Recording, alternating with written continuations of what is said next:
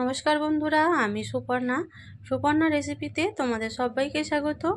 আজও হাজির হয়ে গেলাম নতুন একটা রেসিপি নিয়ে। আজ আমি বানাবো ছোট বড় সবার পছন্দের এই ভেজিটেবিল মোগলাই পরোটা। চলো দেখে নিই এই এগ মোগলাই পরোটা কিভাবে বানালাম। এখানে আমি নিয়েছি 1 বাটি ময়দা। ময়দার উপর দিয়ে দিলাম স্বাদ মতো নুন, দিয়ে দেবো অল্প একটু চিনি, আর দিয়ে দিলাম ময়ামের জন্য সাদা তেল।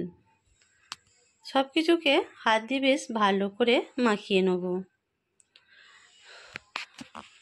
ভালো করে মাখানোর পর এবার অল্প অল্প জল দিয়ে এখানে আমি ময়দাটা মাখিয়ে নেব। যেভাবে ময়দা মাখে আমি ঠিক সেভাবেই ময়দাটা মাখিয়ে নেব।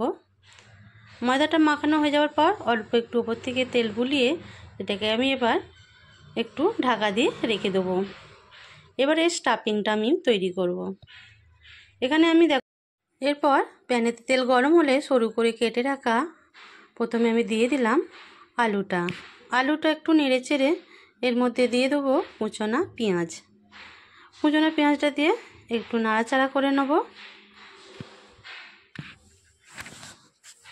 এরপর দিয়ে দিলাম যে যেমন ঝাল খাও সেই হিসাবে কাঁচা লঙ্কা কুচিটা দিয়ে একটু বেশ নাড়াচাড়া করে নেব। এরপর দিয়ে দিলাম গাজর কুচি, যে যেমন ভেজিটেবল খেতে পছন্দ করো সেই হিসাবে দিয়ে দিও। এরপর এখানে দিলাম আমি একটু স্বাদ মতো নুন, আর দিলাম হলুদ গুঁড়ো। নুন আর হলুদ দিয়ে বেশ সব কিছু ভেজিটেবলগুলো একটু ভাজা ভাজা করে নেব।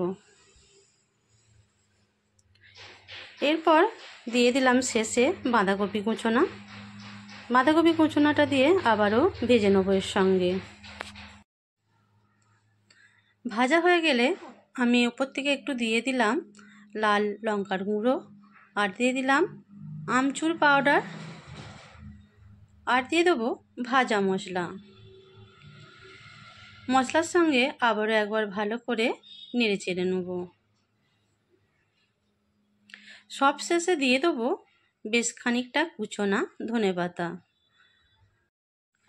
ধনেপাতা দিয়ে ভালো করে আবারও নেড়ে নেব। এইভাবে স্টাফিংটা আমার বেনে গেল। এবার এটা এক সাইডে আমি গ্যাস বন্ধ করে রেখে দেবো। এখানে একটা আমি নিয়েছি ডিমের মধ্যে দিয়ে দিলাম অল্প একটু নুন, ভালো করে ফেটিয়ে নেব।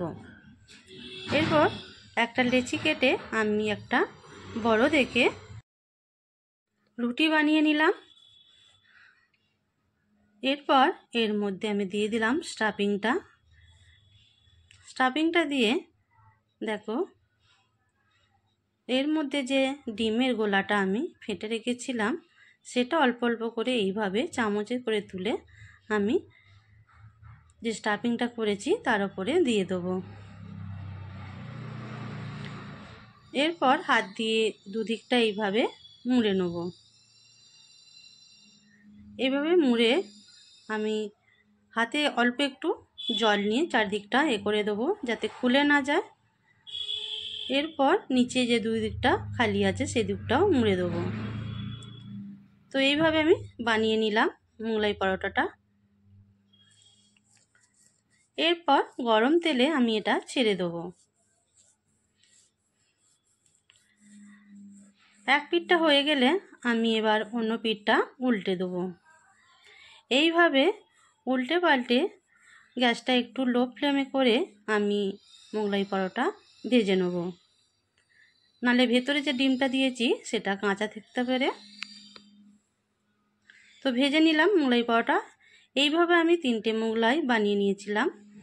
তোমাদের আমি একটা কেটে দেখাচ্ছি ভেতরটা কত সুন্দর হয়েছে।